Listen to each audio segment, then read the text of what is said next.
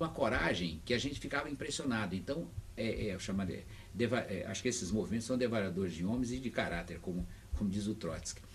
Então eu vi muitas coisas assim, que eu encontrava a pessoa, essa pessoa vai estar com a disposição agora de ser contra a ditadura, aí você encontrava que ele estava desesperado, ele só queria cuidar da vida, eu nunca mais vou mexer com nada, e culpava inclusive o movimento. E outras pessoas aparentemente simples, pacata, que se sentia indignado com o golpe militar. Então a gente vê essa transformação.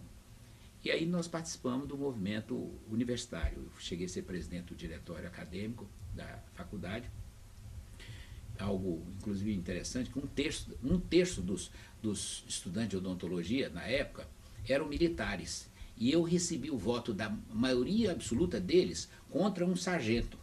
Porque havia um movimento sargento, cabo, sargento, tudo mais ou menos de esquerda, progressista, nacionalista, e eles detestavam o outro sargento que concorreu contra mim, porque ele era um delator. Quer dizer, ele é um delator, esse é um dedo duro, é um caguete, nós não votamos nele. Então, eu que já tinha sido perseguido, já tinha fichado no DOPS, tive apoio de todo esse povo. Depois fui vice-presidente da UEA e presidente do Clube do Estudante, o Clube do Estudante Universitário, o CEL. E participei dos movimentos estudantis. Quando ia terminar o curso, em 1967, já em outubro de 67, novembro, a formatura já estava pronta, eu já tinha ido ao Rio de Janeiro, em nome da turma, chamaram Juscelino Kubitschek para ser o nosso paraninfo. Estive com ele, ele tinha um apartamento em Copacabana, visitei lá, tomei um café com ele, depois encontrei os colegas meus que nós tínhamos ido para o encontro estudantil também no Rio de Janeiro, e eu ficava assim todo orgulhoso, porque tomei um café com o Juscelino Kubitschek, cheio de orgulho, assim, estudantil, também é coisa interessante. E o Juscelino já caçado, né? Então, mas aí,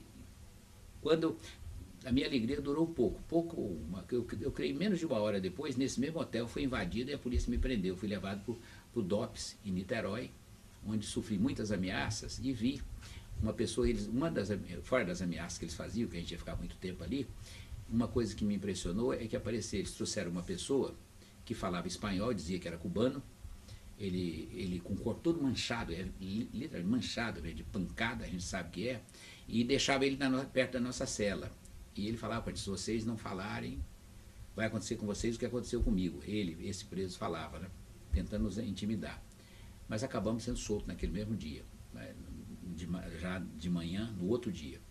Antes eu já tinha sido preso. Quando eu fui no congresso da UNE, não em Biúna, em Valinhos, que é o segundo congresso clandestino que a UNE realiza, quando eu participei desse congresso, ao retornar para o Espírito Santo, fui preso.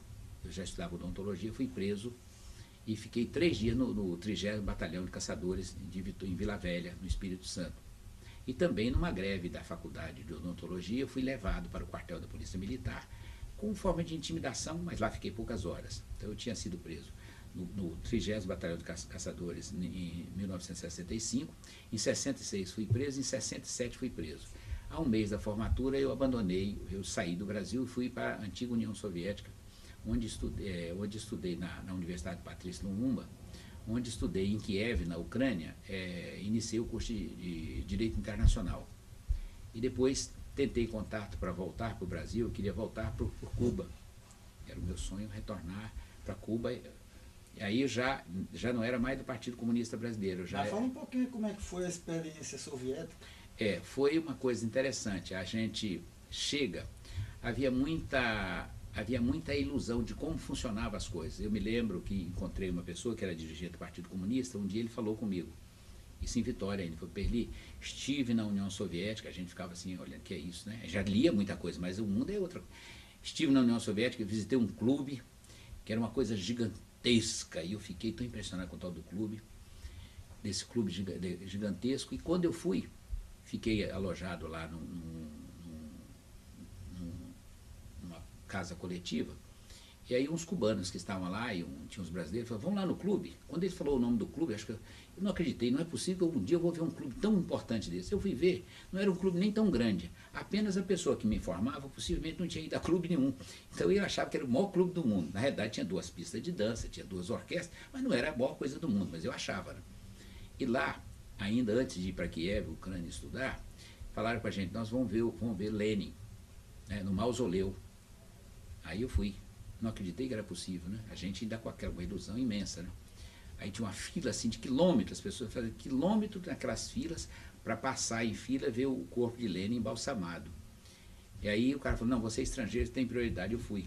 E quando a gente passava a ver o Lenin, né, embalsamado, com a ideologia que tínhamos, a gente sentia quase um tremor no corpo. Né, um pouco assim. A gente nunca pensava, por que não enterra o Lenin? E sim porque ele está ali, estou vendo aquela figura que dirigiu uma revolução que para nós era a coisa mais importante de todos os tempos. Ver aquele corpo, para nós é algo importante. Então é preciso entender esse simbolismo. De lá eu fui depois para... Eu tenho até uma curiosidade que é interessante contar. Quando eu fui do Brasil, eu fui para a França com o passaporte normal. E quando eu chegaria na França, eles me dariam uma visa especial dentro do meu passaporte. É uma folha solta dentro do passaporte para não localizar que eu tinha ido à União Soviética.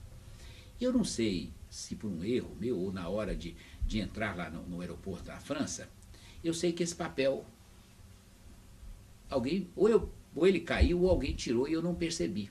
E eu fui embora. Quando eu chego na União Soviética, eu desci do avião e quando eu chego assim, as pessoas falavam, visa, visa.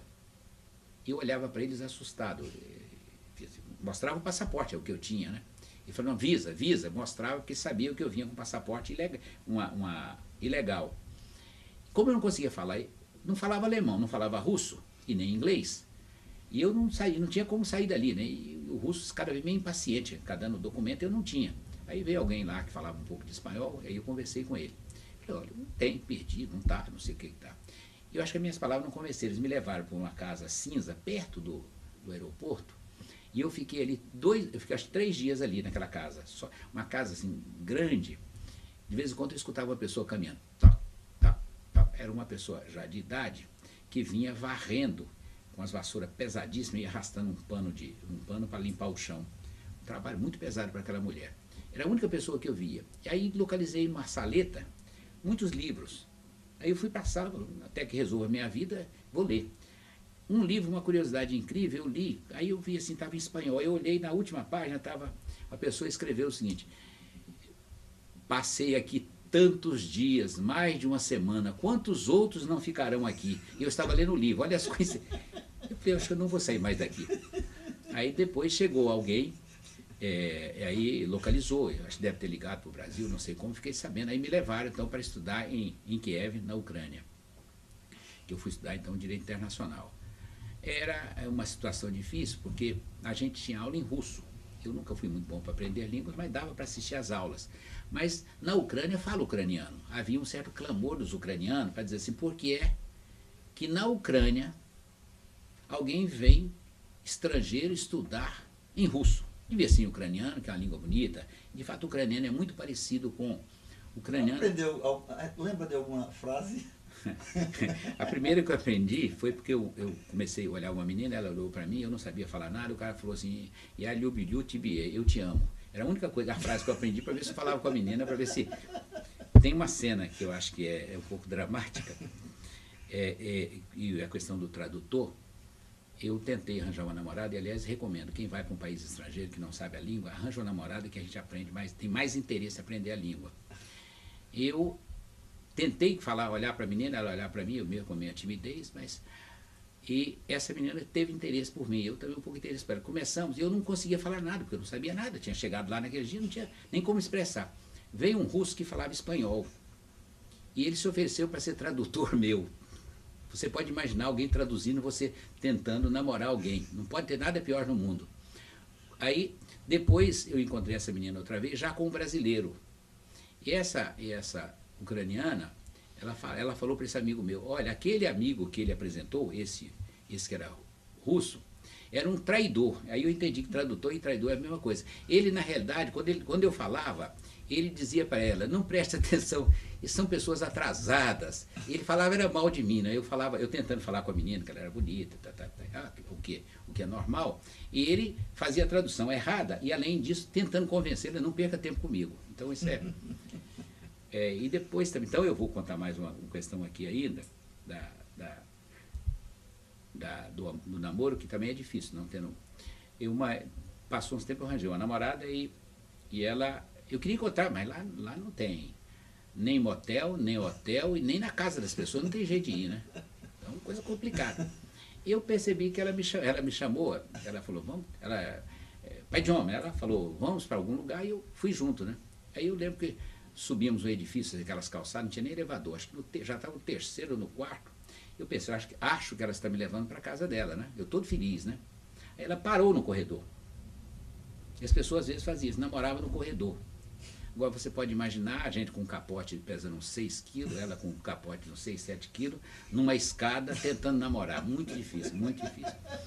E sem saber o que fazer,